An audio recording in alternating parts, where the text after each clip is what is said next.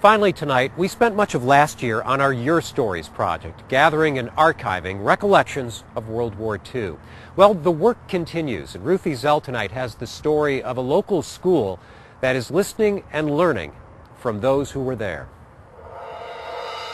How many of you know a veteran?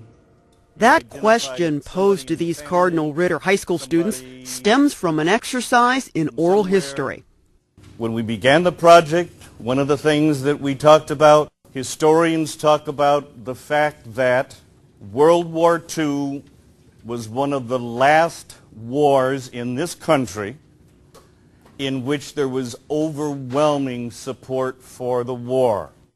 Cardinal Ritter Dean of Students Richard Bischof asked for volunteers to interview veterans in conjunction with KETC's Your Stories project. As an educator, Bischof saw an opportunity to broaden classroom discussion of that particular war to encompass the concept of war itself, of life and death, the forces of change, and social justice.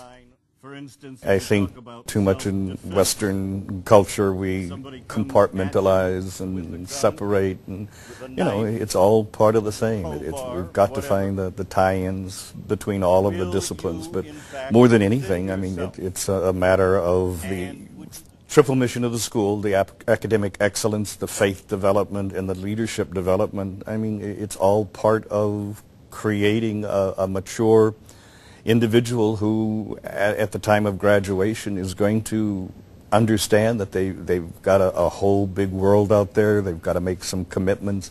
They can make a difference if they make the right choices. 16-year-old junior Jamez Watson interviewed a veteran. In the process, he learned as much black history as war history. 86-year-old James Alexander enlisted in the Army just 8 months before the United States entered World War II. Most all the draftees were older than we were. During his interview with Jamez, Alexander said he was motivated to sign up by economics. Time was kind of hard. It wasn't too much for a kid my age. I was 18 years old, and there wasn't no jobs, and I felt service was the better deal. Private Alexander, like all black military personnel at the time, was assigned to a racially segregated support unit. He worked on vital but unsung construction projects, first in the U.S., then overseas. I was a general service engineer. We built roads here for training, down through the south, putting up hospitals. And we used to see these steel huts the Army had. We used to build those. And rest areas, we dig latrines and things for them when they come back from the front and stuff like that. Those things is never told.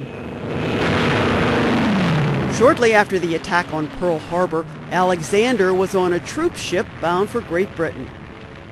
Were you ever scared? Was I ever scared? Yeah. You better believe it. Alexander continued strategic construction work across the European theater and North Africa as part of the 41st Engineers Battalion. He also trained new recruits.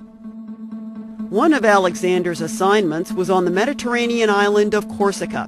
That placed him a stone's throw from another group of African Americans in Italy who were making a name for themselves in the sky, the Tuskegee Airmen. And you could see them from where you're based? Yeah, we could see them when they take off. When they take off or when they come back to land. They head straight for the enemy target, an old, well-fortified Italian city. And the target gets a pasting. The contributions of the airmen and other black service members were noted by America's First Lady, who visited with Alexander's battalion while they were in North Africa. Eleanor Roosevelt, when she come over to interview the troops. But her concern for the welfare of black troops could not protect them from the prejudice of other Americans, whether in Europe, the Pacific, or at home. One of the incidents Alexander recalled was while he was stationed at Fort Leonard Wood before he shipped out. On his first pass, he and some Army buddies went to St. Louis. One white guy said, "Those are Boy Scouts." This other white guy told him, "Say, no, those are soldiers." We went through it here before we went over there and come right back into it. But it has changed a whole lot. Alexander was honorably discharged in September of 1945.